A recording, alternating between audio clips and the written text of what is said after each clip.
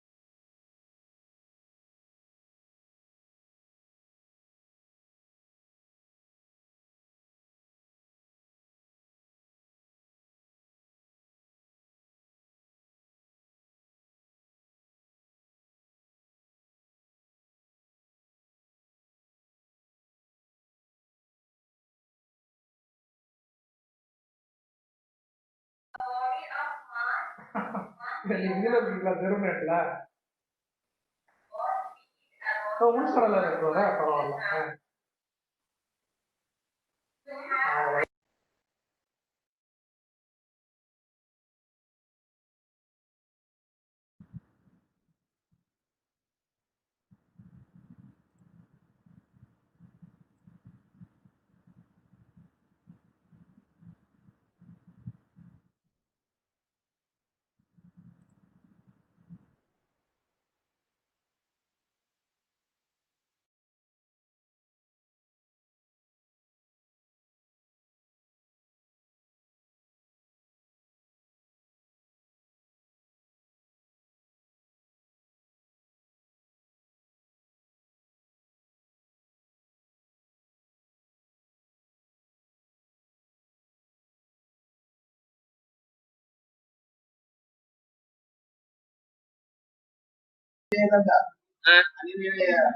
അതെന്തൊക്കെയാ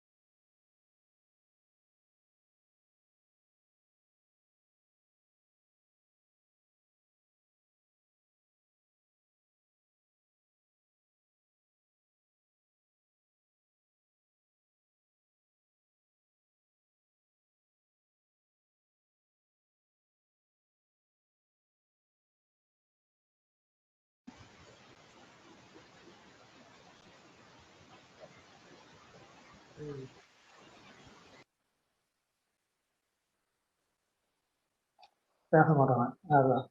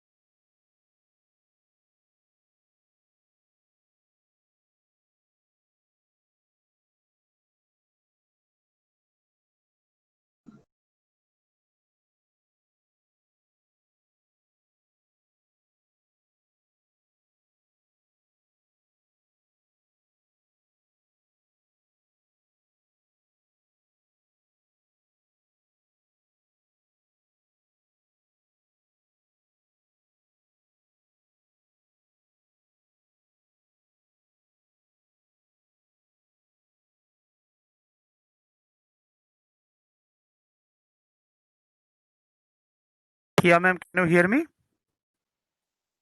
Yes, I can hear you. My Okay. voice is audible. Yes, you are 100% audible. Let us wait Okay, for okay. 2-3 minutes more. Yeah. Okay. No issue. Okay. Okay.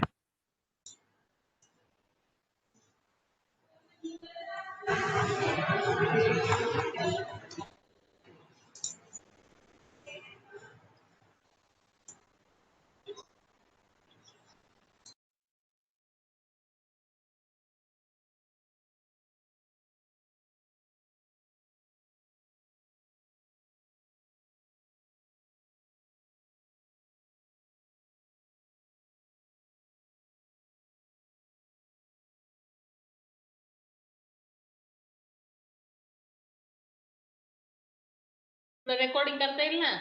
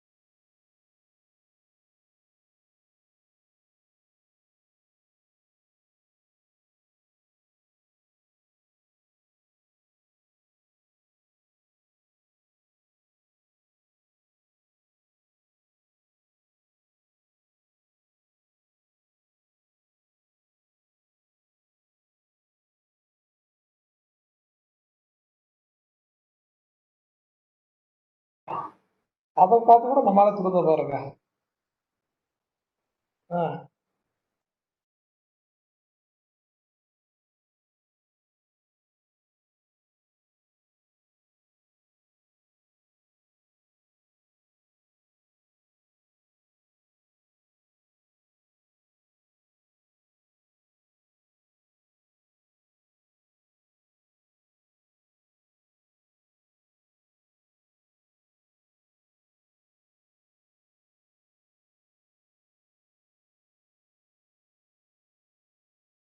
Yeah, ma'am, we are beginning then. We are starting. Okay, okay, sure. Okay. So first of all, welcome back to the session 2 of this last and final day. That is the 5th day of this ATAL FDP on blended learning and flipped classroom. So before inviting our instructor and before discussing about the session, I would like to give you some information. The feedback and attendance links previously were not working. They are now active. So after the session, during session, within 7 p.m., right? Within 7 p.m. of the day, you can submit your attendance and feedback. Number one. Number two, last day and the day before yesterday, you people have seen that how Canvas works, and even you had hands-on experience by making some content on Canvas, right? Now, here is another opportunity for all of us. Canvas has mailed me today in the morning that they are organizing a webinar. So Canvas is organizing a webinar about the details of the software, their LMSs. So if you are interested, then I may share I can share the link and all with you people so that you can attend the webinar on September 8th, right? So if you're interested, you may write down in the WhatsApp group, then I'll inform you accordingly, okay? So, yes, please do. Yes, please do. okay, then I think I'll mail you because I have been mailing for the last 5 days. In fact, today also I have mailed you the links. So accordingly, I'll forward the link, the mail from Canvas also, okay? So that way you can join their webinar because registration procedure and everything has been mentioned there, okay? And there is a request from my end to all of you. You have filled one registration form on the first day. You have filled one registration form on the very first day of this FDP. So there is a little, there was a little mistake from our end. That is the participant ID. This question was not available there, but it is necessary for us, right? So I'll be enabling that form again, not now. Okay, let the session be complete. I'll be enabling that form again. You just click on the same link from the same website, same position. And what you need to do, you need to just edit your response. You have already submitted your response on the very first day. Please edit your response and just by now you are very much well versed about your participant ID. So you please put this participant ID on that particular form. This I am talking about day one. Okay, day one attendance wherever you have given. You just go there once more, right? That was registration. You have uploaded your photo also there. Okay, so you just submit that, you have already submitted that response. You please go and edit your response once. Not now, again, I'm saying after this session, you please do it, right? And there is one more information. The last session of today, that is day 5, we are having a roadmap session, right? And this roadmap session will be a two-way interaction. That's all the instructors who have been attending you so far. All of us will be present. Along with that, you people will be also presenting things, right? Now, what we are going to present, that I'll brief you. The thing is that roadmap session is all about sharing our experiences and sharing the major takeaways, and also sharing your plans that within a particular period of time, say 6 months or 1 year, how you are going to implement this knowledge, this experience that you have gathered from these 5 days in your institution, in your college, right? So if multiple participants are present here from a single institute, you may collaborate together and you may do it. Or if alone you are present, you can do it alone. What you need to do, you just get ready for a 3 to 5 minutes presentation. Yes, presentation need not be in PowerPoint. Okay, you can present your voice in whatever manner you want, right?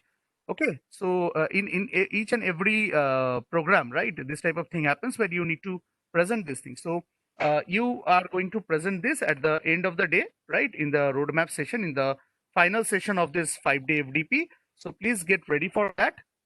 Okay, so if there are any questions from this end, we are having the next 1 minute to take that. After that, we'll start the session. Is there any time limit? How much time we No, need to ma'am. speak No, about? ma'am. No, ma'am. Time limit is not there. You may speak for 2-3 minutes, right? And also, we cannot take. We have 200 participants, so we cannot take. আমি আবার করে দিয়ে দেবো আপনাকে আর বিকালবেলা যেরকম কোশ্চেনটা একটু সলভ করবো We cannot take 200 participants to speak, right? So anonymously, we will take it, right? So, but you please, you all be ready with whatever wants you want to share with us. That is, what is your perspective plan, and how you're going to implement this experience, this blended learning and flipped learning in your institute in the period of 6 months or 1 year, right? So, thank you. This was the information till now, and you please, whatever I have said, please. Follow it. It will help us a lot. And apologies for the feedback and this attendance part. Right now they're active. You can give it from the portal. Now Thea ma'am is waiting. I cannot. I can see that she's waiting very keenly to meet you people, to interact with you people. I cannot keep her waiting more. So welcome to this session 2 of this 5th and final day of this ATAL FDP on blended learning and flipped classroom. In this session, we are having case studies discussion and organizing project and practicals through this particular technique. I would like to invite Ms. Thea Paul and Ms. Momita Paul to carry over this session. So over to you, Thea ma'am. Thank you, Jeet sir. And very good afternoon to all the dignitaries, to our respected director sir, as well as to all the participants. As Jeet have already given an introduction about me, that myself Thea, who is going to give you a lecture on the case studies. Well, for this 5 days FDP, you on exploring the new frontiers of digital transformation in teaching learning, which has been conducted by the JS Group, JS College of Engineering, along with the ATAL FDP and AICT. So what I was telling, it's all about the case study. So for the last 4 days, you have came across to know about the various, I mean to say, what are the processes that have been implemented in the digital learning, as well as my colleague have already explained you how to use the canvas, how to use the blend space, and already director sir in the morning today have told that regarding flip learning, the myth and the thing actually basically existing, it has been totally described for the last 4 days and also in the today's morning session. So what I was telling that today I'm going to talk about the case study. So case study, as you can see, that it is going to describe you the entire thing that is around the world. What is the way of digital technology they are using to carry out the education system, as well as how you're going to implement the digital transformation, how we are using it, everything we are going to have a look in a brief way. So what I'm going to do is that through the, today's session, in case studies, I'm going to present 4 of the cases around the entire world. I've selected few of the university which are basically existing in some sort of countries, and I have selected that that in the country you can see there are some developing countries, some developed country, as well some developing country, as well as developing countries, they are going on. In that particular respect, we are going to select few of the cases in which country, which process they are basically implementing, and how basically they are practicing this digital learning for a long time. Okay, so without any further delay, let me share the content with you so that I can proceed my presentation.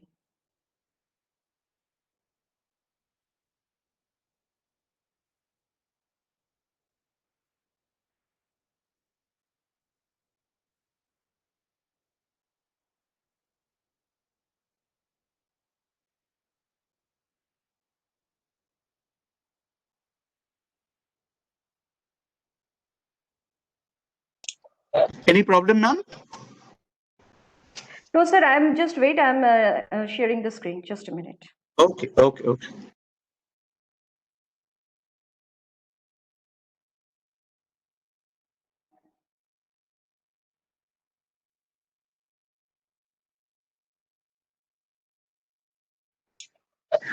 Jitesh SR sir, I'm very sorry to mute you in the last session because already one participant was speaking, so I need to.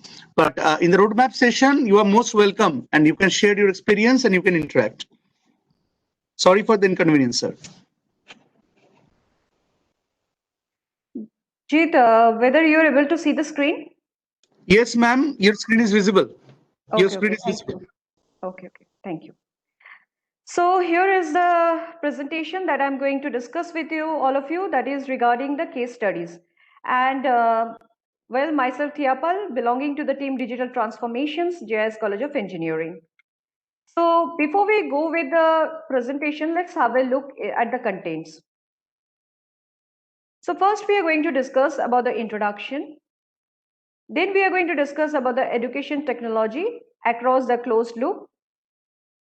We are going to study about the case 1, that is method they are implementing, that is scale up active learning process. Case 2, we are going to discuss about the method that has been used, that is industry 4.0. In case 3, they have used the method that is a smart learning. Case 4, we are going to discuss about the flipped learning. And we are going to present some sort of survey report regarding what are the tools that have been implemented by various country they are implementing. And finally, we'll be discussing about some conclusion. So now let's have a look for the introduction. Well, as you know that if you want to thrive in this today's innovation-driven economy, then you must think that a worker need a lot of mix of skill. If you compare today's worker with the past worker, then you might have seen that today's worker are totally, they are fitted with so many different types of skill rather than in the past. So in the past, what happens, this labor or the skilled worker, they used to have some sort of literacy and numeracy. But if you want to compare today's generation, today's market, then you need some competencies. And competencies like collaboration, creativity, problem solving, and obviously character qualities also, like persistence, curiosity, and initiative too. So today, what is our basic motto? It is to uncover the skills that meet the need of the 21st century marketplace. And we conducted a meta-analysis of research about the 21st century skills in various universities too. So what are the variety of general and targeted learning strategy must be there to foster the social and emotional skills? So if you have a look here, basically we are category making, that is, one is the competencies, another is the character qualities. So when we are talking about the competencies, the first and foremost quality that should be within our student, that is, it should be having a critical thinking and problem solving. Now, why critical thinking? Because it gives a construction feedback. And next we will be talking about the creativity. Creativity means to offer opportunities to build and motivate our student, and also to provide autonomy to make the choices by their own. Next quality is your communication, because unless and until you create a language rich environment, it will be difficult for the students to work with the industry. Finally, we'll be talking about the collaboration work.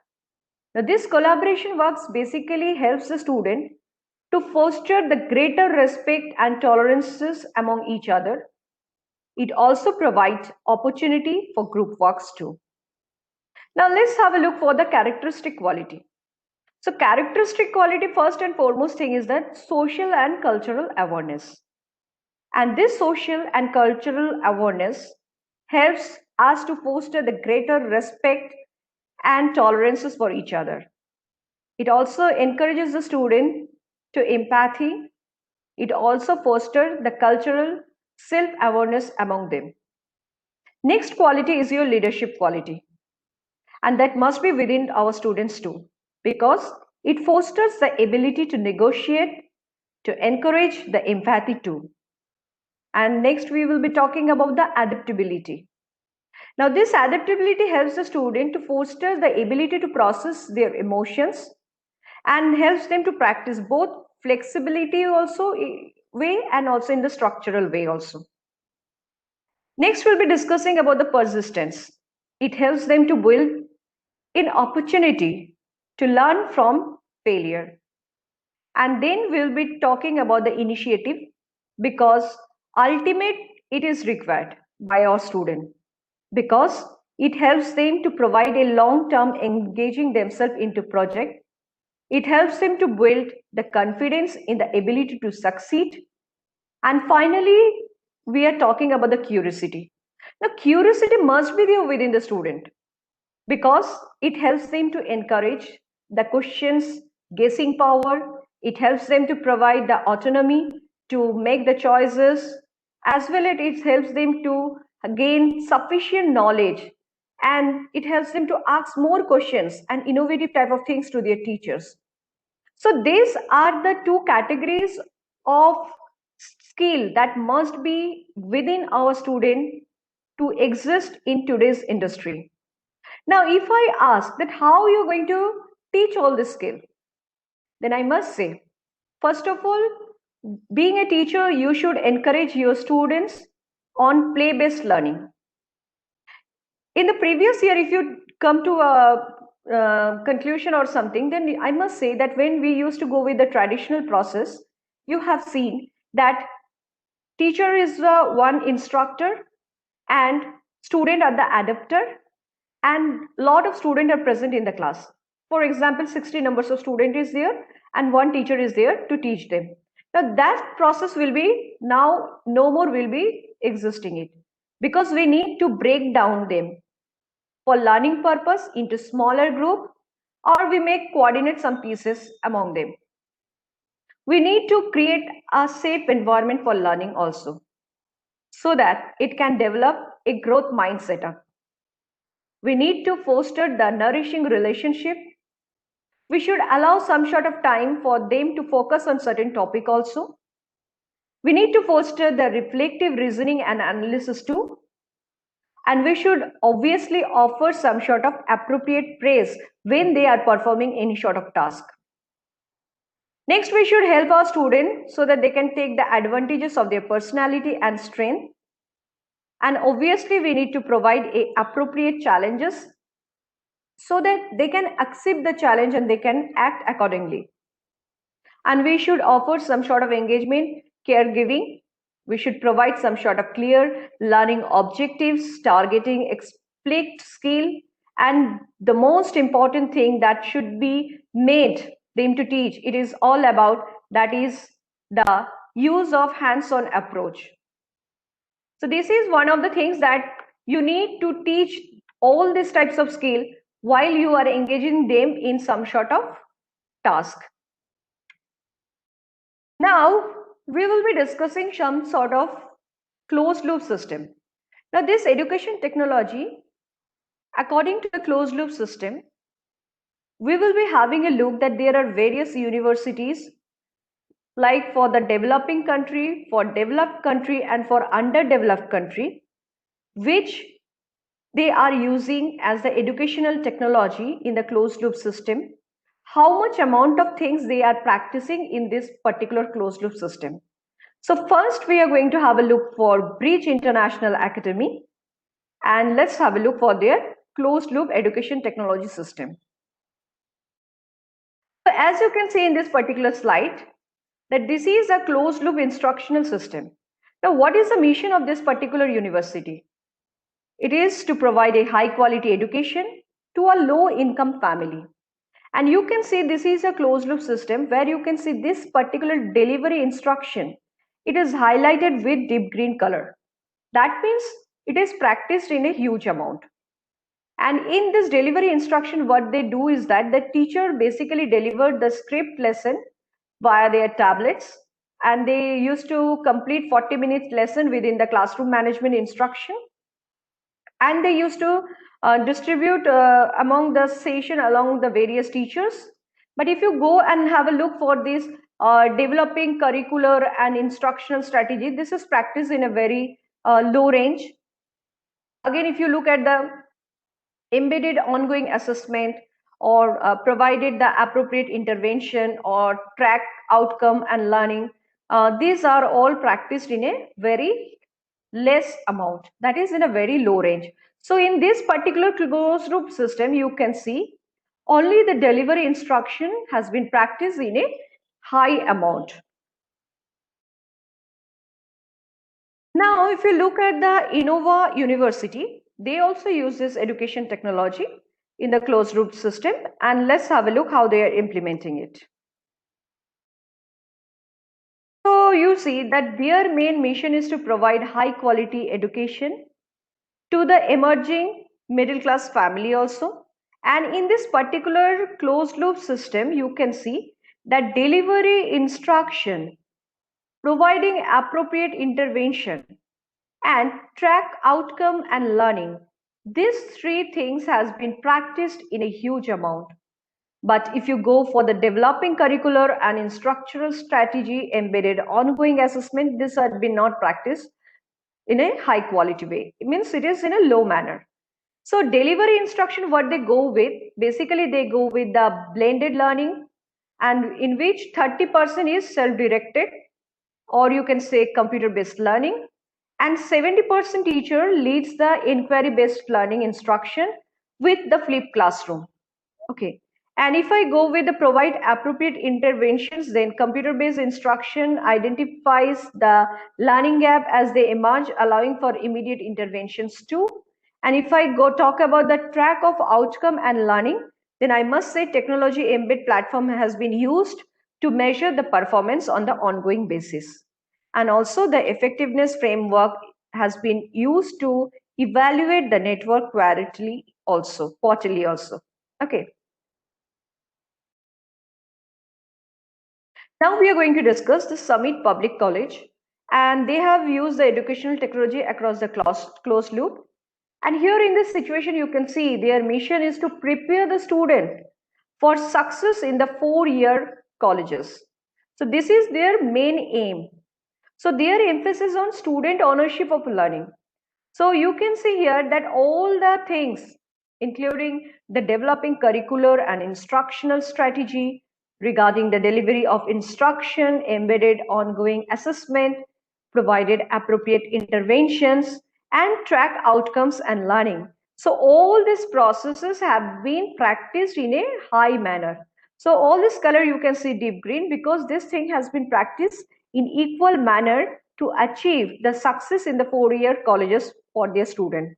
And blended learning, they for mathematical and reading also, then teacher lead project based instruction has been also provided to their student.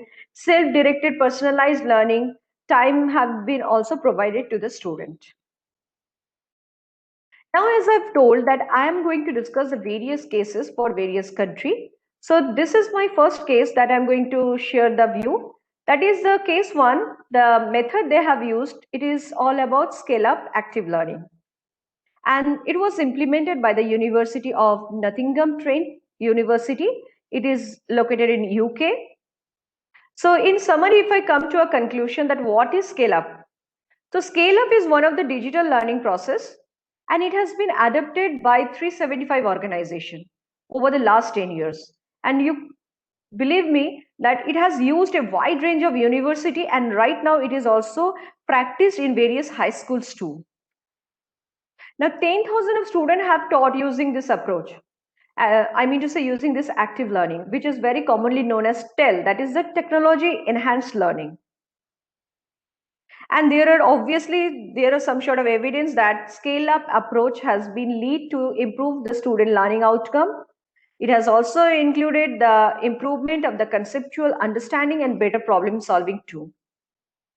And the most important thing, due to the scale up, you have seen that failure rate have also gone decreased and student attendance is now up to the satisfaction level too. Now, what are the activities that has been involved in scale up learning?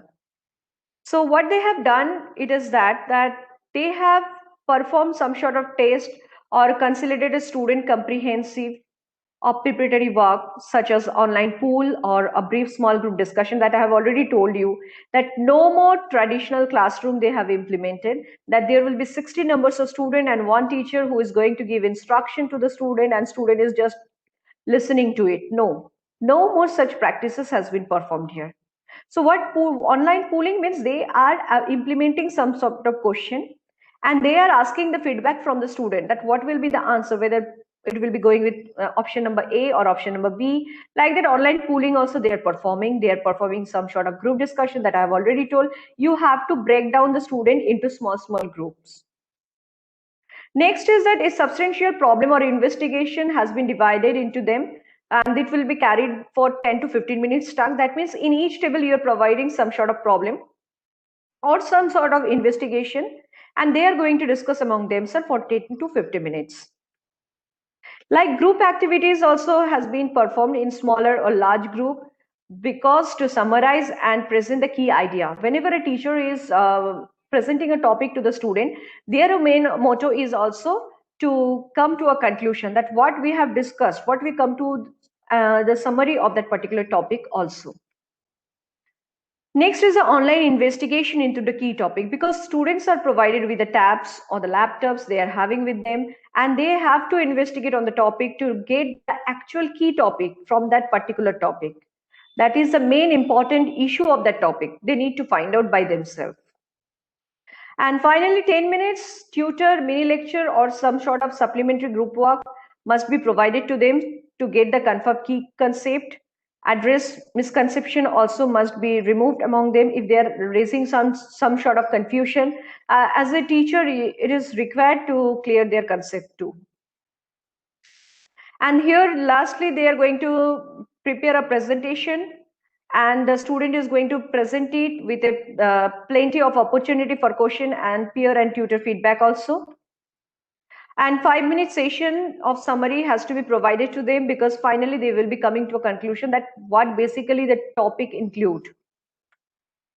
And finally, what you are getting, it is that group and individual reflection on learning and group effectiveness. So from here you can come to a judgment that whether your student is learning in a very proper manner, or what they come to a conclusion, what they have learned by themselves. So there in the classroom, no more you are going to teach them. So they are going to learn by themselves. Okay. So now we will be coming to the discussion about the outcome of this methodology. So first of all, when every process has got some sort of outcome, because ultimately we are learning, or we are in search of what is the outcome based of that particular method. So this method has got the first outcome, which has been told that it improves student experience and outcomes too. That means it helps us to know that what is the conceptual understanding of the student. You can see it has been getting increased. Finally, you have seen that the ability to solve the problem. Now the student is able to solve out their problem by their own. And then you can say, if I talk about the attitude and attendance, that is also getting increased. And if I talk about the failure rate for this particular approach, you can see that it is getting much more decreased. And at risk that now the student is able to prepare their study module also by themselves. So these are the improvement that has been made in the student, and that already the teacher have also experienced from this particular scale up method. Now here we are talking about developing knowledge and skill. So whenever we are talking about the developing knowledge and skill, like in traditional classroom, you must have seen that teacher used to be a dictator and your student used to be your adapter. But right now the student is, what they are doing is this, they are able to prepare themselves their text. They are able to make some sort of careful works also by among themselves. So now they are developing the knowledge and skill among themselves also with the help of your teacher. Now faculty satisfaction. Initially what used to happen is that when the teacher used to teach, they were not fully satisfied by the success rate of the student. So what right now it is happening, though it is little bit difficult for the teachers initially to start with this process, but when they are able to accustom with the particular system, the process is running very smoothly. So now when the success rate is seeing in a high way for the student, then as a faculty, as a teacher, a lot of satisfaction has been achieved that yes, their process is now able to get a reflection of the success of the student too. Now evidence in build up success. What it is happening is that now since you can go with this I mean to say that digital learning, it can happen anywhere at any place. It doesn't mean that you are bounded in the classroom also, and so and so. So in that particular respect, they are performing the problem solving, complex problem solving. They are able to make a summarization of their content today. So everything what they are having is right now, the student is able to build by themselves. So no more they are adapter. Now they are performing by themselves, and they are creating the content also right now. So they are trying to develop themselves. So this is also one of the evidence that is helping to build the student in every aspect. Now, practical approaches, you know that whenever you are dividing into several groups, you are giving some sort of project, they are performing the practical hands-on works they are doing. So it is also increasing the practical approaches also of the students. It is inclusive, not perspective. Like the teachers, initially they can select the own process. They can use the best way how to educate their student. So no one is going to instruct them anymore. They are free to perform their way. They need to carry out the teaching learning process with their student. So no instructor is required. So they can select their own method, yes, but there is some education system that are helping the teacher to adapt that education process to implement over the students too. And it is a long-term vision, because long-term vision means again there is an involvement of project also. So whenever a project work has been given, that means we will be helping the student, but they will be trying to complete it. So this will help them to comes the outcome, that is a long-term vision also. Now we'll be discussing about the case 2, and the name of the method is Industry 4.0. Already in the previous session you are already aware of this Industry 4.0.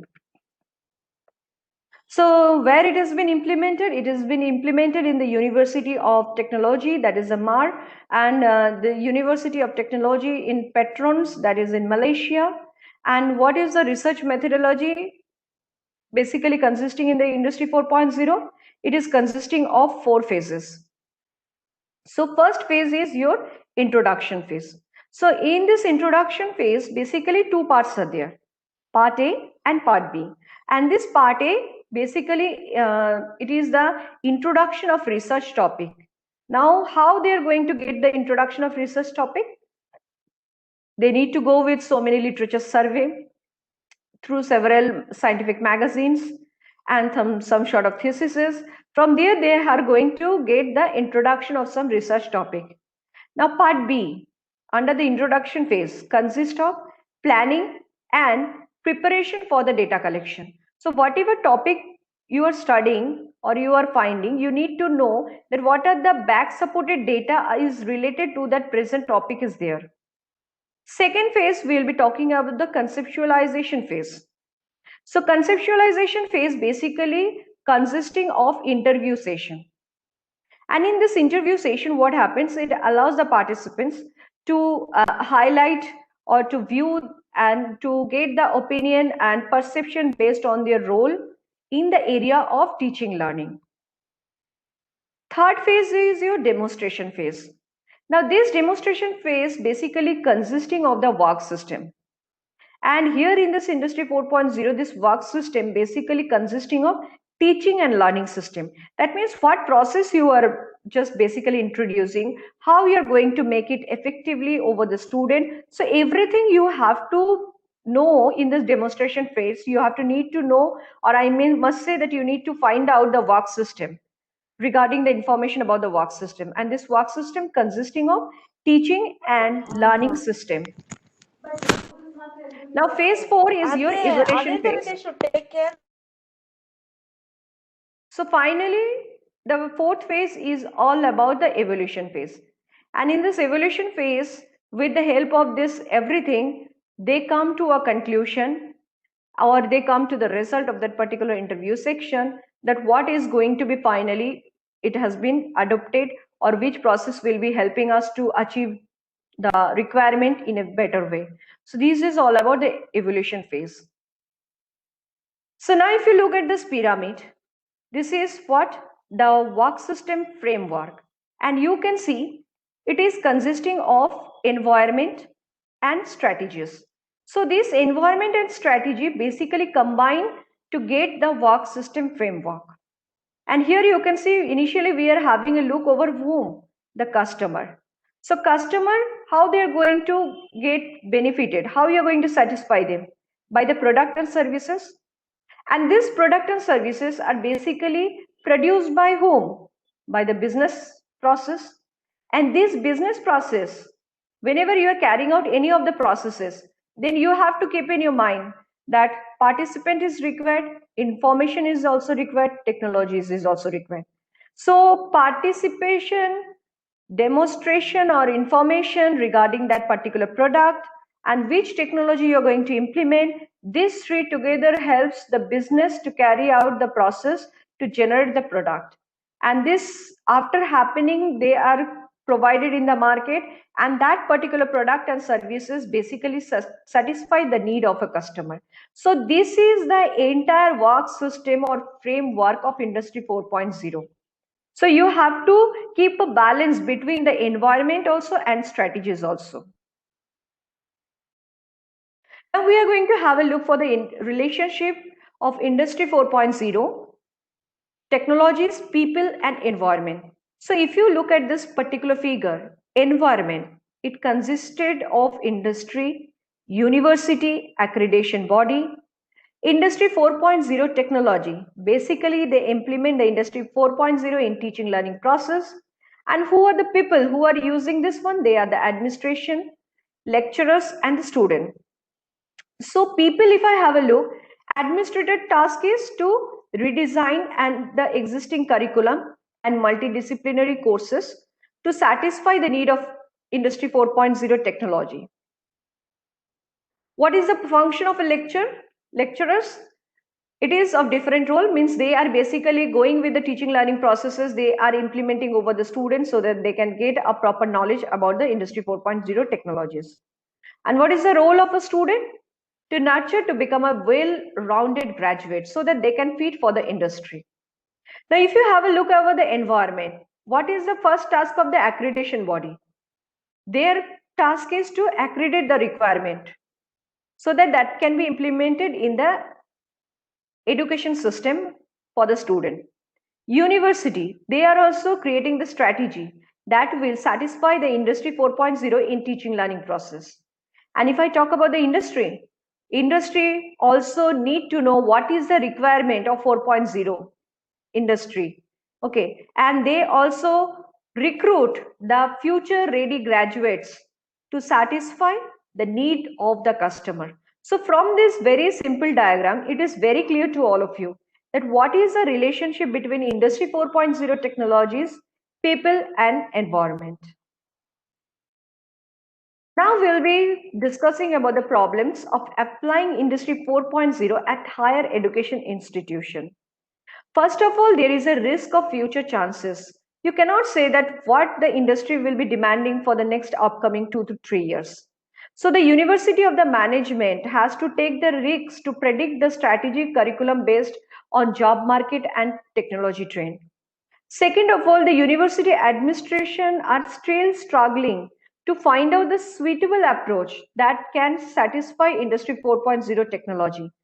So while they are preparing the curriculum, they need to know that what are the most of the organization were having the problems to relate their Industry 4.0 with their ecosystem. So they need to know, and according to that basis, only university administrators should, prepare the curriculum according to that particular requirement.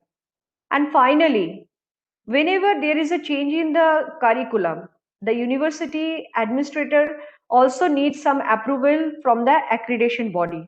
So there is also a problem because every time if you redesign your syllabus and every time it has to be approved by the higher authority or the management or the accreditation body, it is little bit difficult for them to get always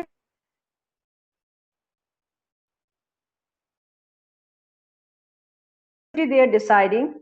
It depends upon the strategy that what upcoming years Industry 4.0 is basically wanting from the new recruitment or from the new student. So everything has to be, I mean to say, go in a correct way so that they can get the approval from the accreditation body regarding the curriculum preparation also. Now we'll be discussing about the case 3, and it is all about the smart learning. So this has been implemented by the university, that is Abilene Christian University, and it is situated in Korea. And today I'm going to give an overview of the smart learning. It is none other than that today information technology has been regarded as a solution for improving the quality of your education. And in this sense, the uses of your advanced technology in the field of education has increased significantly and promoted a paradigmic shift in the education environment also. So what is the concept of your smart learning? First of all, it is focused on human and content more than on devices. Second of all, it is effective. It is intelligent tailored learning based on advanced information technology infrastructure also. So now we will be going to discuss about the smart learning in details. That is, what is smart learning? I mean to say, what is the why smart learning what promotes the smart learning? So basically, S stand for self-directed. It is the student are no more adapter. They are now the knowledge creator. And teacher has become the facilitators right now in this situation. Next is M. M stand for motivated. So teacher role is here to motivate your student so that they can carry out their task in a better manner to achieve the requirement or to achieve the success in their life. Next, A stand for adaptive. So the education system get flexibility and tailoring learning for individual preferences also. R is resource enriched.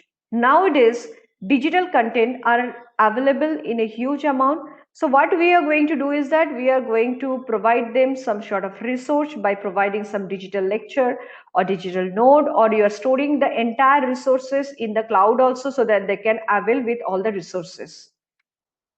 And T is the technology embedded, because obviously it is technology embedded because there are so many software are also there, so many technologies are there that has been implemented for upgrading the knowledge of your students.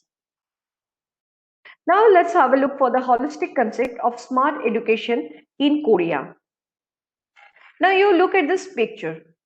The most important thing is your student. Now students are associated either with college or school, and you can see it is associated with your teacher also. So what is the function of a teacher? To motivate the student. Teachers are also helping to have the technology embedded that has been accepted by the school. School is adaptive because tailored learning is associated. So teachers are resource free. Teachers are also having rich content.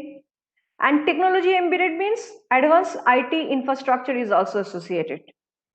And when your teacher is motivating a student, it means not only helping them to get a success in their career, but also helping them to refresh their mind by some sort of fun and some sort of interesting story and so and so.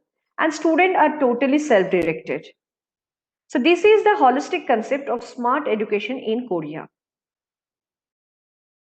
Now, this SWOT analysis from the Korean smart education system, there are some weakness, there are some threats, there are some strengths, there are some opportunities of this particular learning. So what are the strengths? Sufficient classroom infrastructure are provided. Digital textbooks are also provided. College network is there to prevent the disclosure of student profile. But the weakness is lack of high quality content.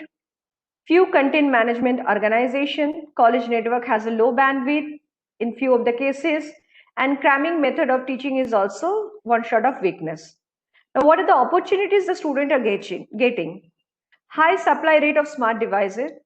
Even government lead increases in systematic investment in smart education because Korean government is really helping their citizen to have a very high, means to say, to increase the education system in a better way. It has also increased the number of young students in the population.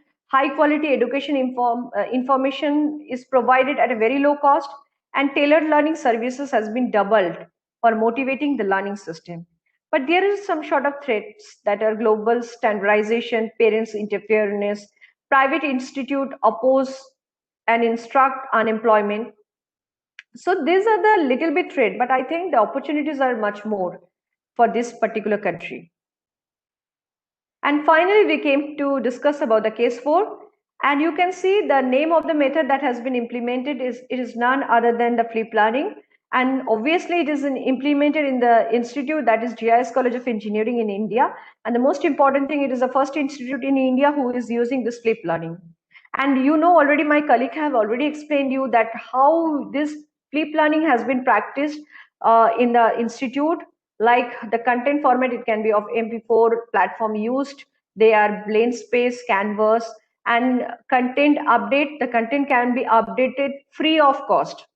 And you can see teachers training, obviously you using a digital educational pool, like the teachers are having lots of workshop regarding all those things, how they are able to prepare the flip content. Everything training has been provided to the teachers. So this is a sample copy I am presenting you regarding the evaluation process, because this evaluation has been performed in regular basis. Every day we are performing the evaluation process. Different parameters are there. According to that, we are judging our student. And we can carry out so many quizzes also, online quizzes. Just provide them the link, they will attempt the question and they will get their total points, how much they have achieved in today's class. So no more we are going to teach them in the class, in the flipped classroom. So you can see this is basically a pictorial view of our digital studio and our classroom. And in this picture, you can see how our students have been broken into small pieces, into small groups. It is consisting of 5 members, or in some of the table, it is consisting of 3 members. We have got a digital studio also where our students record their own presentation, own concept regarding the topic. Teachers are also preparing a professional video regarding the video lectures that will be uploaded in the website, as well as they are preparing the video lecture for the student for the digital content too. Now, finally, we are coming to discuss about the survey report. And in the survey report, first thing we are going to discuss about the skill vary widely among the wealthy countries. So what are the skill I have discussed in the first slide? It is all about literacy, numeracy, scientific literacy, ICT literacy, financial literacy, cultural and civics literacy, critical thinking and problem solving, creativity and curiosity. Now, if you have a look at this particular figure, you can see on the left hand side so many countries' names have been provided here. And the most important thing is that which skill they are practicing, in which amount it has been shown here. So this deep blue color, it is signifying that 100% student are practicing. So if you have a look at this particular thing, then I must say you can see Estonia, you can see the numeracy, they have practiced a huge amount. Okay, so in various countries, you can see how they are practicing. In South Korea, you just have a look, literacy 100%, numeracy 100%, scientific literacy 100%, ICT literacy 100%, cultural and civics literacy, that is also practicing 100%. So all the parameters that has been practiced in a high amount regarding the skill, it's none other than by Korea, South Korea. So you can see how the development has been occurred within the countries, how they are implementing all the skill to nourish their student for the better upcoming future, so that they can be fit for the industry also. Now there is a question that how the teachers and parents ascribe long-term benefits. So you can see there are few countries' name has been provided here: USA, UK, South Korea, China, and Kenya. Among them, how the parents are basically ascribing the long-term benefit. The percentage has been provided here, and how much teachers, they high probability of graduate from the high school, high probability of going to college, higher wages and better job as an adult, higher probability of being happy as an adult. Every slot has been given through the percentage on the basis of teacher as well as on the basis of parents. There are various ranges of technology that has been used in the classroom by the teacher. So what are the parameters? If I talk about the hardware, it includes computer, interactive whiteboard, laptop, table computer, again handed device also.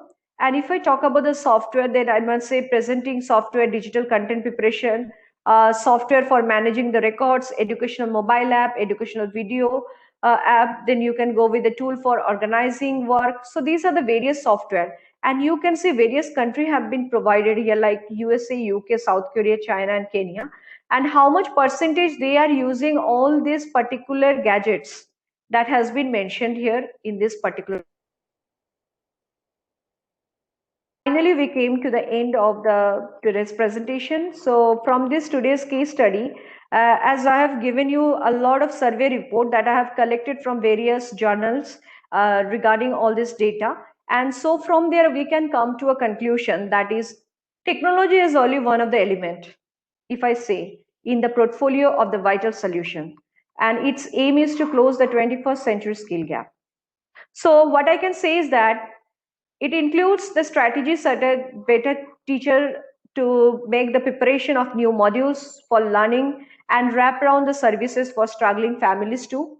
But I must say that when the educator added the educational technology to mix of the potential solution, we find that they are the most effective if they applied with an integrated instructional system. So finally, these are the bibliography I have provided here. And here I come to conclusion. Thank you for listening the presentation. Thank you. Thank you, Thea ma'am. I would like to request Ms. Momita Pal to take over. Good afternoon, all of you. Am I audible clearly? Yes, ma'am, you're audible. Okay. So welcome back to a new session where we will learn about the organizing of theoretical projects, different kinds of discussion, and also organizing the practical lab session through some virtual lab. As some of us among us has already know about the concept of virtual lab, but for this session, let me share a few contents. Then we will enter into the practical session for conducting any kind of virtual lab for electronics and communication department. Myself, Momita Pal, I'm the faculty of electronics and communication engineering department. So it's my request that I will be showing some labs that can be organized through some virtual lab platform, which were already developed by IIT Kharagpur, Bombay, Amrita University, like this way. So without making any further delay, I'm just sharing my content.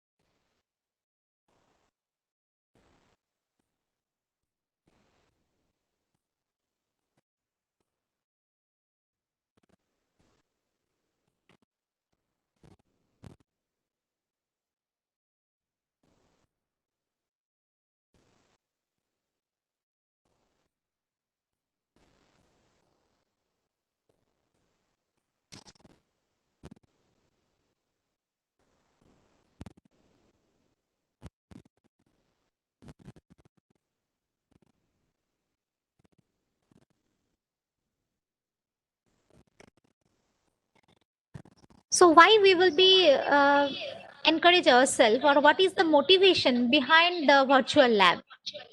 For organizing the virtual lab in this pandemic situation, when we are stuck, we are bound to stuck in our home because we are not able to go outside our institution or our job places.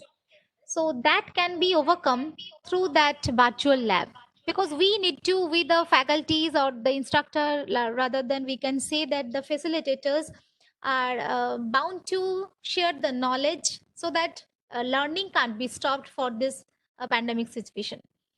For that, just to mitigate the physical distances, and we will be able to perform our experiments, we can move into the virtual lab.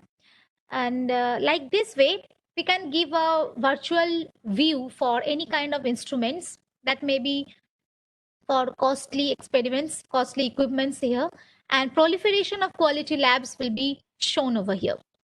And what's the basic idea behind this virtual lab?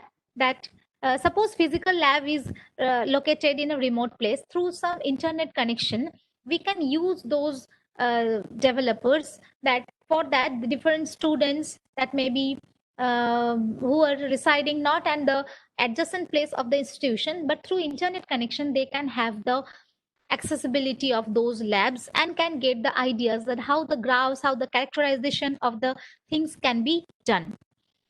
And the best essence of this virtual lab, that with the help of virtual lab, not only the practicals, but the project works, the research purpose can be done by this virtual lab, because different kinds of simulators are already present in that virtual lab session.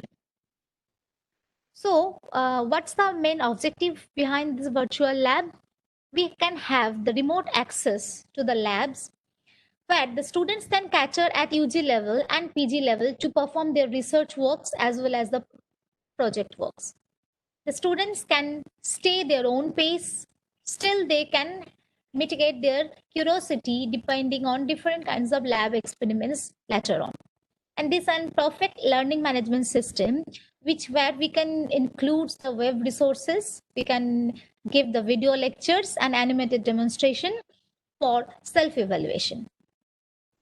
The virtual labs, as it is based on internet based, and we are not able to handle the hardware materials, so mostly we can make a visualization effect. For that, the remote triggered, the measurement based and modeling simulation based criteria can be implemented through this virtual lab.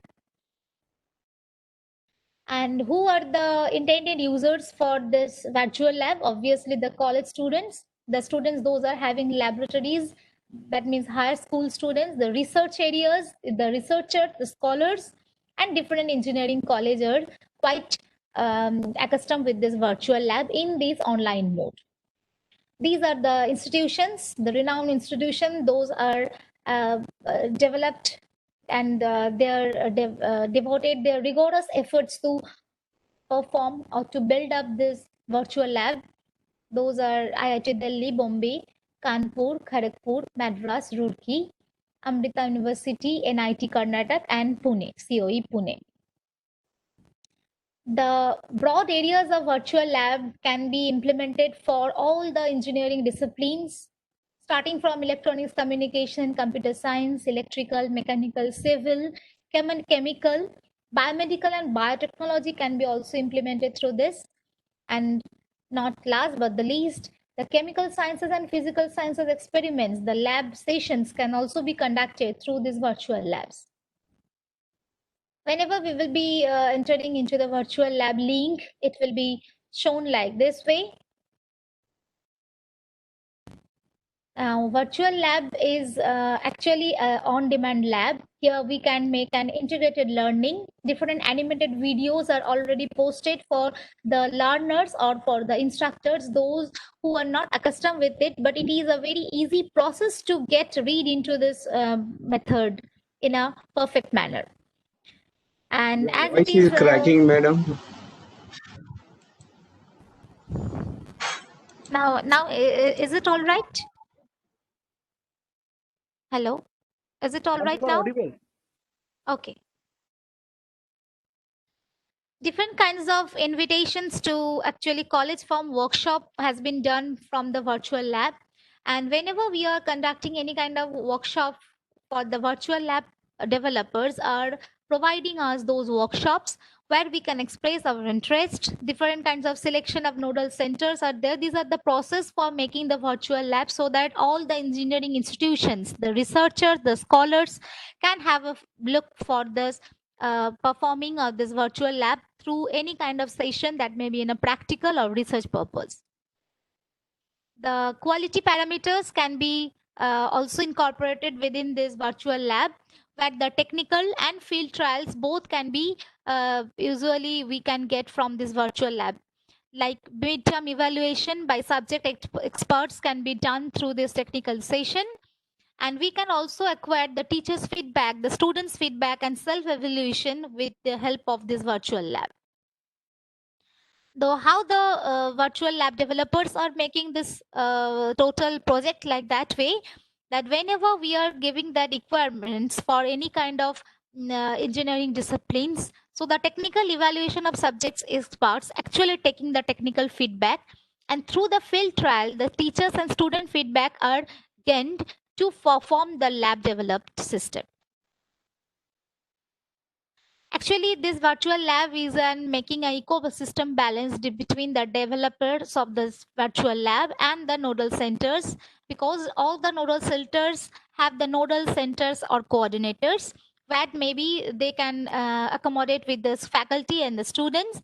And with the help of those feedback system, the lab developers, the project associates and field engineers are putting their best effort to develop the virtual lab session so that it can be more user friendly for further use.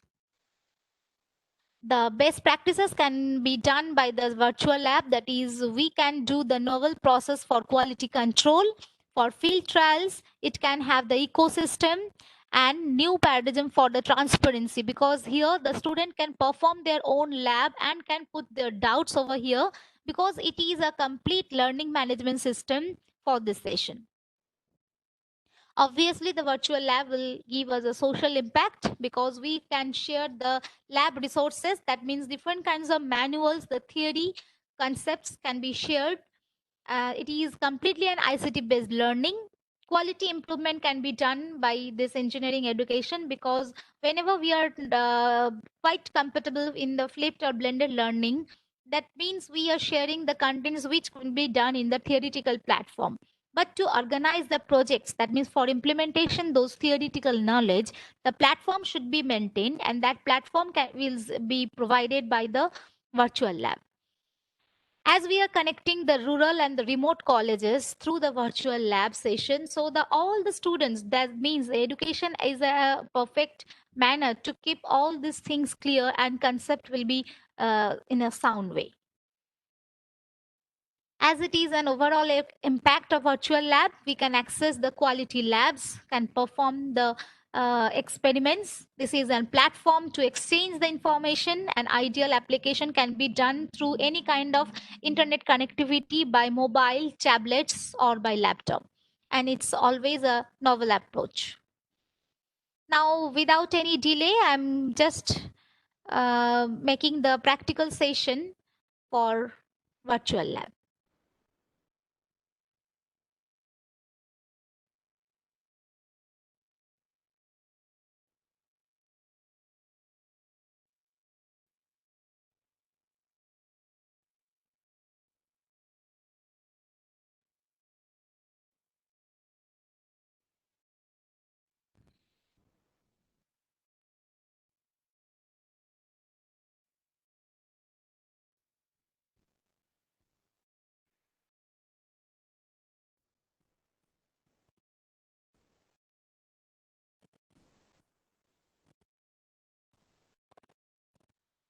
Respected all, please look into the screen. That is my screen is visible clearly. As with your pardon, I want to share that as I am a faculty of electronics and communication engineering department, that's why I have the links for all kinds of electronics lab that can be developed by the virtual lab session, where advanced network technologies, the analog signal network measurement lab, basic electronics, digital electronic circuit lab, digital logic design, the modeling lab, and hybrid networks can also be done by this virtual lab station. So can I take an example for any kind of lab, that is suppose a digital signal processing lab or basic electronics lab or digital electronics lab like this way. So I'm moving on to digital signal processing lab session. So with the link that I have shared just now, the virtual screen will open. With that link, suppose this is the virtual lab for digital signal processing. This is the website front page for digital signal processing. You can see that there are home, study, and if you move on to the home section, these are the virtual labs we can conduct. Different workshop participants, nodal centers are there. We can see through digital signal processing.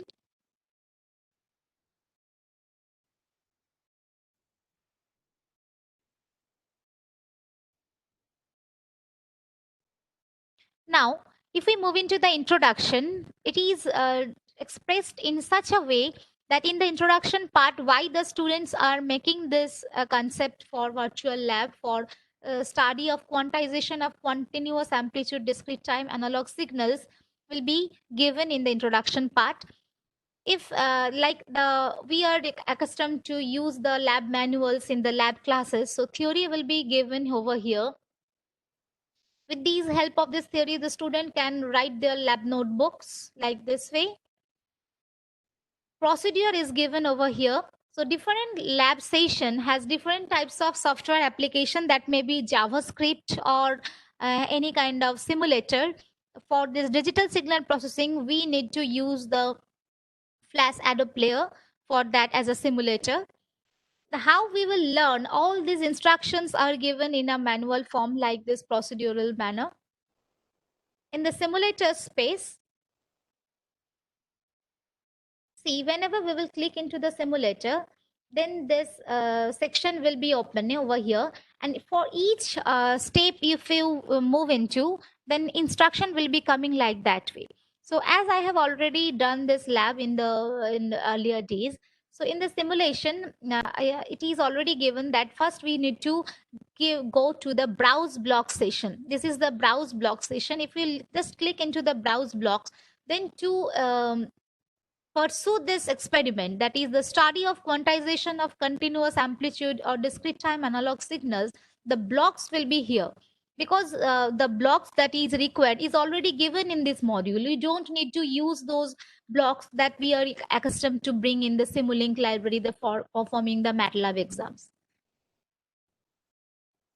So whenever we will be coming this in here, then the signal generator, what is signal generator and how we can drag the signal generator will be given. That signal generator and drag and place, just make a single click, and with the single click, wherever I want to place, just make the release that click over here.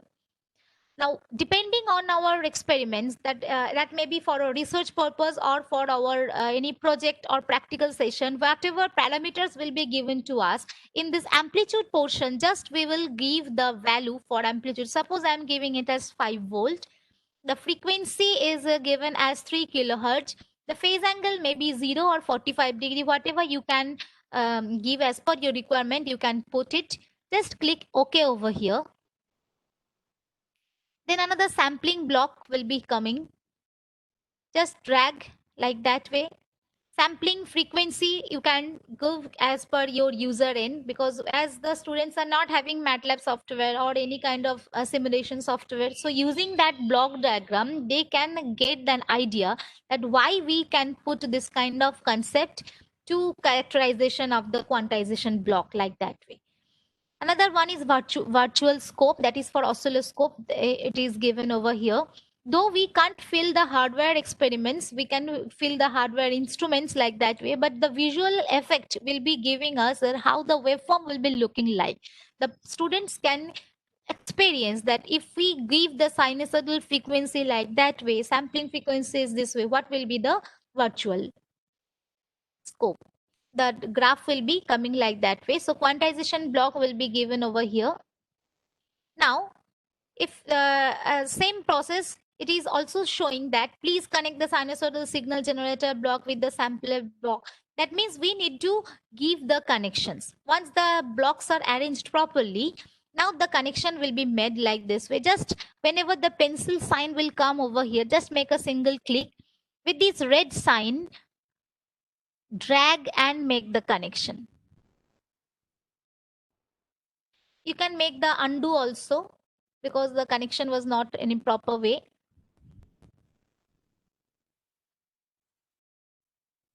Like this way, the connection is done.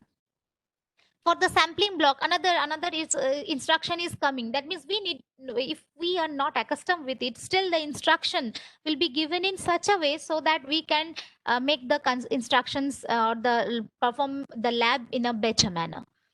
So sampling block is making a connection. Just whenever these red dots are coming, we are making the connection. Connection is done.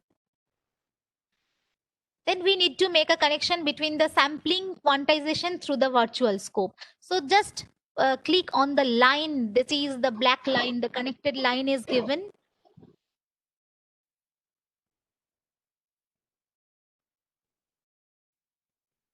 Now just drag and click. Connection is done. Another connection.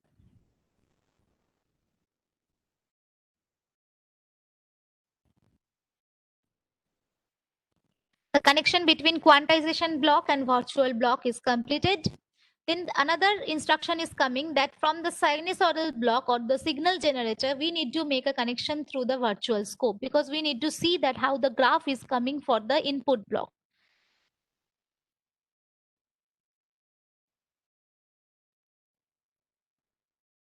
So once the connection is made, the virtual scope is connected.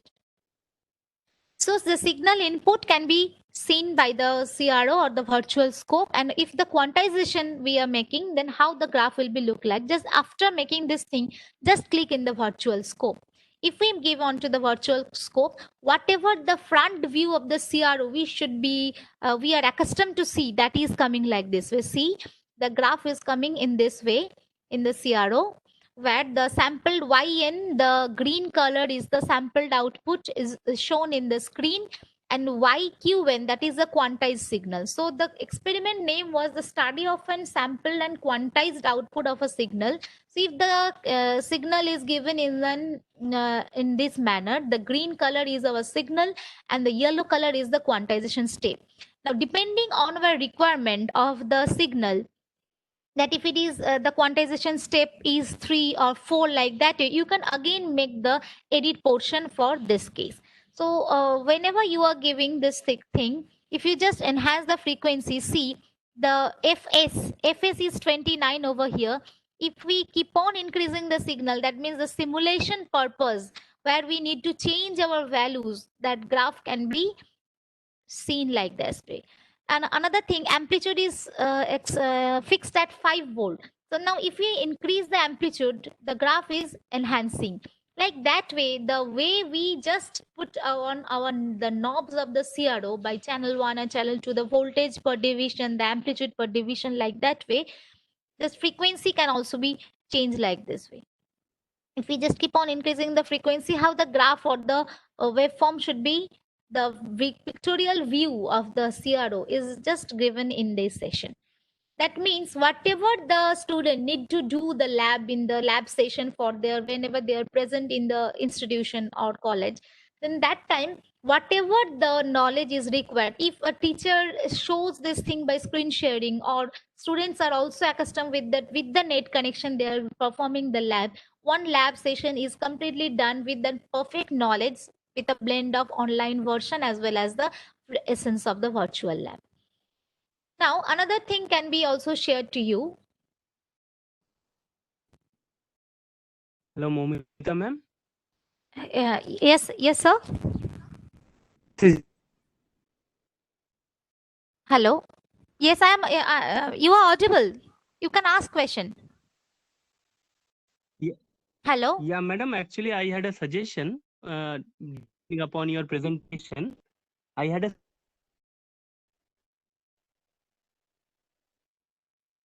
Yes. we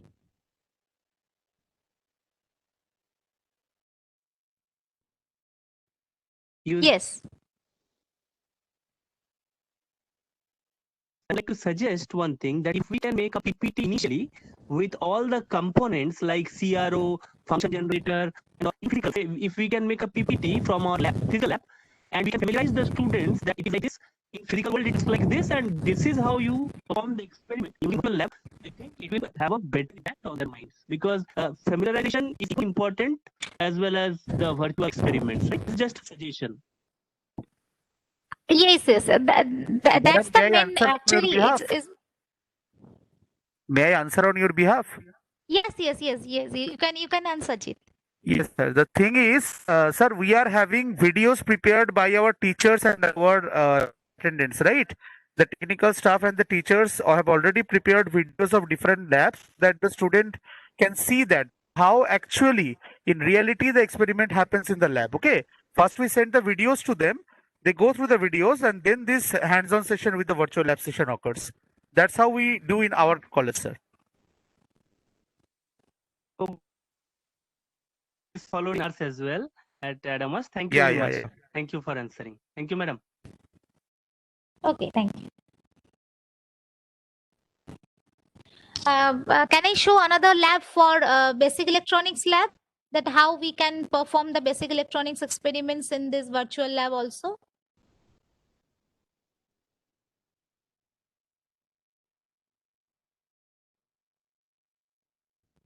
Please So go let ahead. me share one concept for virtual Please go lab ahead. You are having experiments time. where, yeah, for basic electronics laboratory, that one thing I want to clear that whenever the students are coming into a laboratory for any session, that may be in first sem or second sem, then the first session we used to make the familiarization.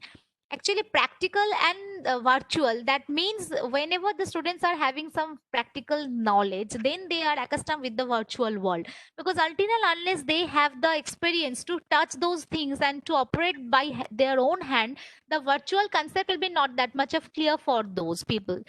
So as we are now in a pandemic situation, we are stuck in home, that's why we are taking the help of the virtual lab, or in the time when we are not getting the access of the practical lab in our institution, then we are going on to the virtual lab.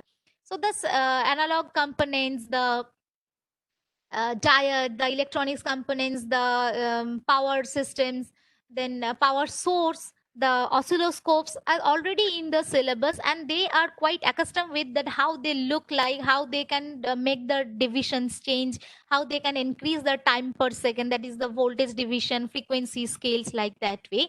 So if we look into the basic experiments of basic electronics, then when the students are in the first year, first sem, then familiarization with resistors are already there, familiarization with capacitors or inductors, these are the basic criteria for conducting and basic electronics lab over here. With the physical phenomena, they are also entertained in the lab, so that they can get the clear idea of the those resistors, capacitors and inductor by their own hand, and they are measuring those resistor values, the capacitor and inductor values with the parameters by the instruments.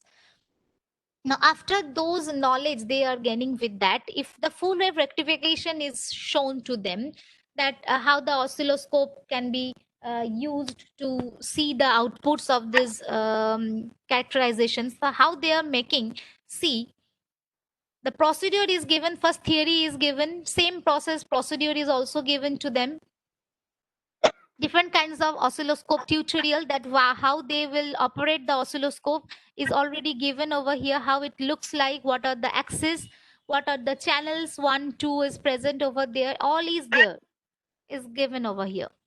Now in the simulation portion,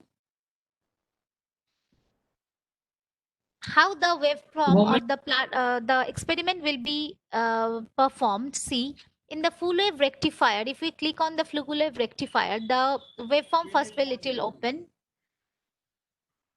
Now, to start the program, first we need to make the power on the oscilloscope and give the inputs to the sinusoidal signal generator. Your screen you have not. Oh, sorry, sorry, sorry.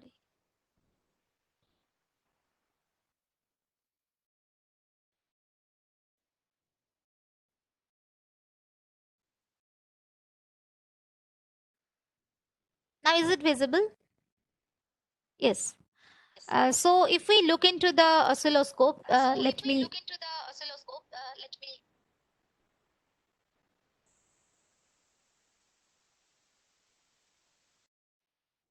is the basic electronics lab. Virtual lab will be the front page will be looked like this way. Virtual lab with the link that is shown over here. IIT Kharagpur has developed this virtual lab on basic electronics. Different experiments are there under basic electronics lab. These list of experiments, if we look into this part, the familiarization with resistor, capacitor, inductor are given over here. So I'm just taking about the full wave rectification circuit. So whenever we will be looking into the full wave rectification, the theory and procedure is given depending on the concept that how we will perform the experiment and how we will see the oscilloscope tutorial is giving us. So as my colleague Jeet has already, Jeet sir is already have already shared the concept that the laboratory assistant are making the videos of oscilloscope, how they are operated, how many channels are there, how the knobs will be operated if you keep on increasing the voltage knobs, or the knob for frequency division, how it will be changing. Like this way, the basic idea is already given over here, and with the help of this knowledge and also the videos are performed by the lab attendants or lab assistants will be very much helpful for the students to get the flavor of physical significance of those instruments like this way. Now moving on to the simulation part. If we move into the simulation part C, the full wave rectifier is given where we can draw the circuit as well as the circuit, ready-made circuit is made over here. Now just physical significance of any experiment is just we want to make the put on the switch, so it will be on button is here, just we will on the signal button, then the circuit will be activated. Now we can apply the sine wave. If we put on the sine wave, the resistance, and across the resistance, suppose we want to see the oscilloscope output over here. So the oscilloscope output for channel 1, as the input is given to the channel 1, so the channel 1 output is like the sinusoidal wave, as because we have given the sine signal for the input of the system. Now as it is 1 kilohertz, just for the visualization effect of the students, if the signal amplitude is suppose frequency is suppose 2 kilohertz, then they can see that if we keep on increasing the signal frequency for the first year students, it is very much clearly visible that if the signal frequency is enhancing, that means the complete cycle, the time duration required for the complete cycle is enhancing like this, is decreasing like this way. So if we keep on increasing the signal frequency, how the waveform is looking like, that can be shown. Now in the channel 2, how the output of the full wave rectification, as we are using 4 diodes, so both the positive and negative half, the amplitude will be coming into the positive half only. Like that way, the signal will be plotted in this form. So by the help of this oscilloscope and this concept, the channel 1 and channel 2, the students can get the idea that if you are giving the sine signal as input, how we can get the output for the full wave rectification. Now in the laboratory also, they need to make the calculation of these waveforms. So how they can calculate with the same process, if they are getting the values of the voltage per division over here, the amplitude is given over here, so they can easily evaluate the VRMS value and the VDC value. Once they are getting the VRMS and VDC value, suppose we need to evaluate the ripple factor of an full wave rectification for electronics and communication departments, faculties or the students will be very much helpful for to know the or to relate what I am talking about. So the calculation of this the effects can also be done using this calculator. The students can calculate that value, and whenever they are representing any kind of experimental reports to the faculty or the teachers, they can make the calculation over here. Whatever the result they are coming, they can put it over here in the pick current results. And after that, if any doubts appear in their mind, they can put into the comment section as well as to this. Another thing is already given in this virtual lab session, that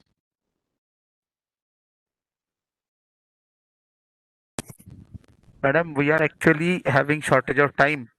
It's already 1:30. Yeah. I'm just closing the session just now. Only 2 minutes required. Momita madam, I have two questions. Yes. First Yes, of sir. You all, can ask. yeah, this circuit which you are showing here is Yeah. of a full Full-wave rectifier. it is already made by virtual lab, or the student needs to make Your it? voice is not clearly audible, sir. Pardon, please. It made it there in the software, or the student needs to?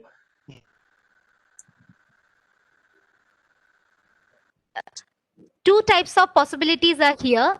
See, if you look into this part, that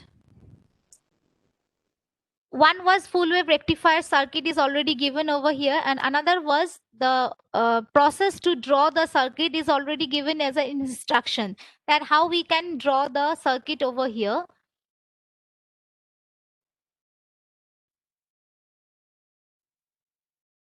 The student can also draw the circuit in this case. Okay, why I I was think asking these type of question is- questions are in the minds of many of the participants, that how these virtual labs look like. So basically, I think we'll be providing the links to you all, right? So that you can move into that Yes, particular yes, site, yes. and you can experience by yourself that what things are present, right? Yes, sir, So definitely, Papan sir definitely. Why wants to I asked this interact question is, with the why participants. I was asking this question, Yes, sir, because please. this full wave rectifier is not having a filter, right? So there will be high ripple. So is there a provision to add a filter at the output? That is why I was asking this question. Yes, sir. It is there. Let me say, Mr. Jit Banerjee, it is there. You could even draw the circuit. In some experiment, that provision is there. In some other experiment, provision may not be there. It depends on which kind of virtual platform you are using. So let me, Momita, if you finish, I just want to interact 5 minutes with the participants. Yes, sir. You can interact, sir. I think your sharing needs to be indeed, Momita ma'am. Papan sir can share. Yeah, thank you. Okay, thank you. Papan. Yes, Jit, can you hear me? Yes, you are audible, sir. So You are is audible. my presentation is visible? It is coming actually. Yes, it is visible. So I'm not going in detail because already the virtual lab, what is it, how it works, you have seen most of the things. So theoretical discussion I am not going through. Just I want to highlight this part. If you just Full screen. consider the Jit, is it visible and audible? Sir, it is visible, audible. Make it full screen. Okay. Sorry.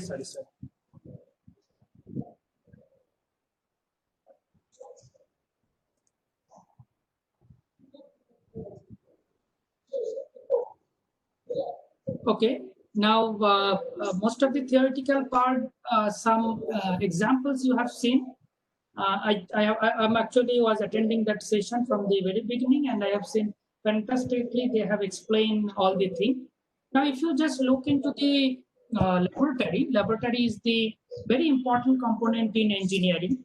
All of us very aware and very much means very special attention generally we provide for the laboratory, because until and unless students are understanding or applying their concept into the laboratory, as a teacher, we believe that the concept will not be clear. And we have a very special think about the laboratory. Means all the teachers, all the students, everybody has a different mindset for the laboratory, because we understand until and unless a student is attending the laboratory, they will not able to get all the knowledge behind the concept. So if you look into the virtual laboratory and physical laboratory, especially virtual laboratory, can be three kinds of laboratories are available right now. One kind of virtual laboratory is simulated in 2D environment. Next kind of virtual laboratory may be simulated in 3D environment. Another one is very, very important, the sensor-based laboratory. And the last one, in the last column, you can see the physical laboratory. Now in this slide, what I have kept for you, the different parameter, and against each parameter for 2D, 3D and sensor-based laboratory, and as well as for the physical laboratory, how the parameter will look like. If you just consider the space need, of course, for the physical laboratory, you require some space. For 2D simulation laboratory, it is based on the computer simulation only. So space is not required. For 3D also, space is not required. But the sensor actuated based laboratory, what is that? It is nothing but there will be a physical laboratory.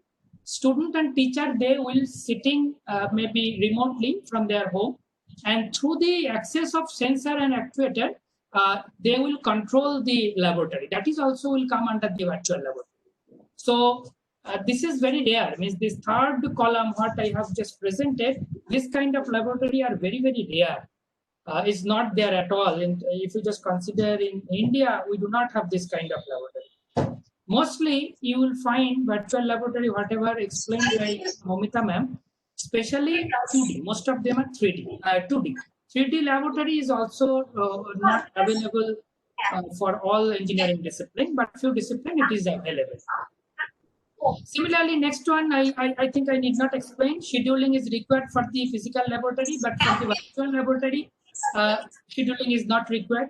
This is a part, 50% of this laboratory is the physical. That's why this also scheduling will be required. Similarly, I have given few parameters. If you look into the last parameter, the cost and the maintenance cost specifically.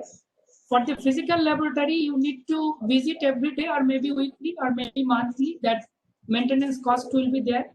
For the sensor-based laboratory, also maintenance cost is huge.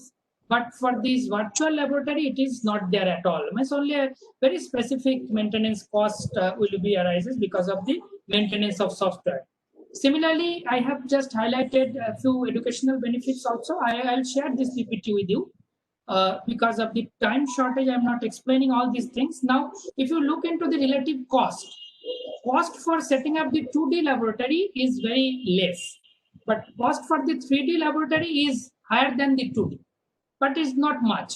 But if you want to set a sensor-based laboratory or even physical laboratory, its cost is huge. And this special situation right now where we are going through, in this situation, we do not have any other choice to practice the virtual laboratory.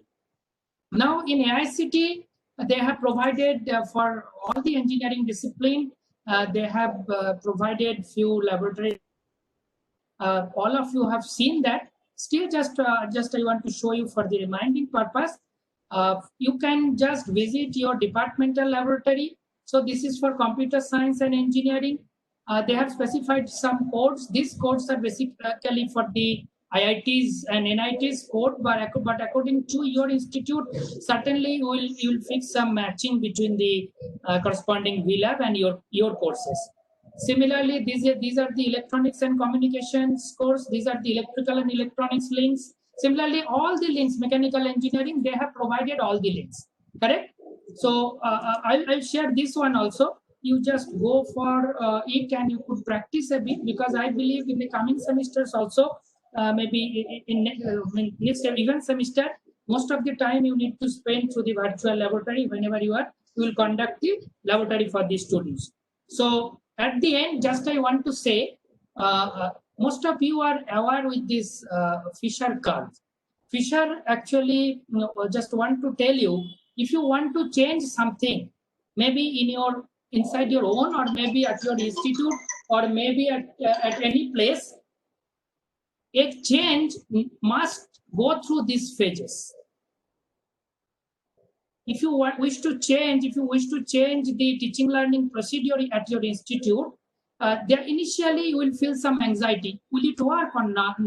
That kind of anxiety will be there.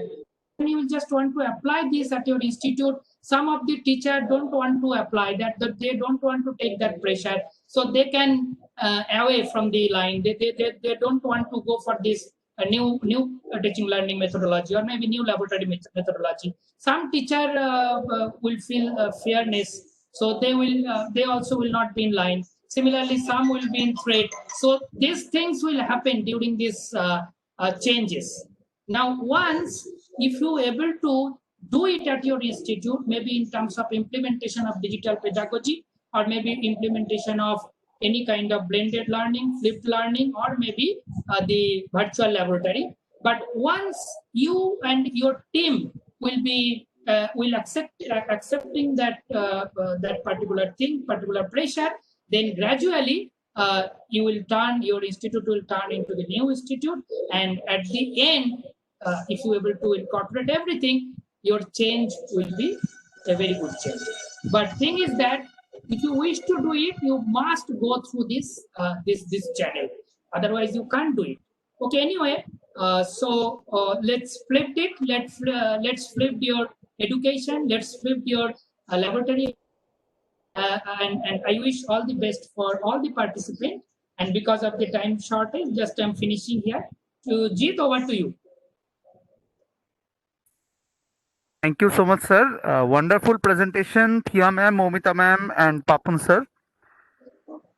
We are at the stage of completion of this second session of this final fifth day of this ATAL FDP. Sir, could you please stop? Thank you. Thank you. I want to share one thing with you people. That it is a request from my end. Please, you go to the website, and one thing that you have filled on the first day itself, you can see in your screen, I believe. Please wait. Still the now it is on. So in the attendance tab only, you can see at the beginning it was click here to submit your attendance on day, and I have written here click here to edit your response and provide participant ID, because already you have submitted your registration form in the beginning, the day one, right? So please click this particular page, right? Particular link. Please click here, and one page will be opening to you people. See, you have already filled this form on the very first day, right? Only one thing I have added, you need to fill it up, that is participant ID. So please you click this form. Whenever you will click that from the website, what will happen? It will show that you have already responded. You please click on edit your response, and please provide the participant ID, right? So, and for the third session, right, there is the final session, roadmap session. I've already told you at the beginning of this session that you need to be ready with your perspective plan, that how you are going to implement the knowledge that you have gathered from here, the major takeaways in your institute. Okay. Sir. So your participation is highly awaited in the final session. Yes, sir, please. Sir, nothing is there. We have to fill up everything. It is open, sir. All are kept blank. Yes, It is showing like everything that only. is blank. So we need to fill all those things, or only participation? No, you need not. You need not. Let me check once. Okay, let me check once. Then I'll confirm you in the third session. Okay, in the beginning of the third session, right? Let So me check now once. So we are that not filling it. no. If nothing is showing, you please don't fill it, because you need not.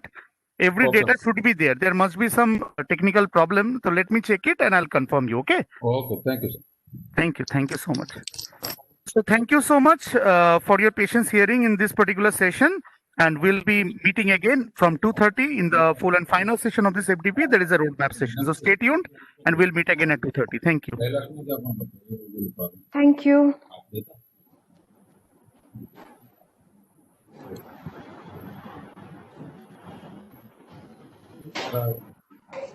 Thank you.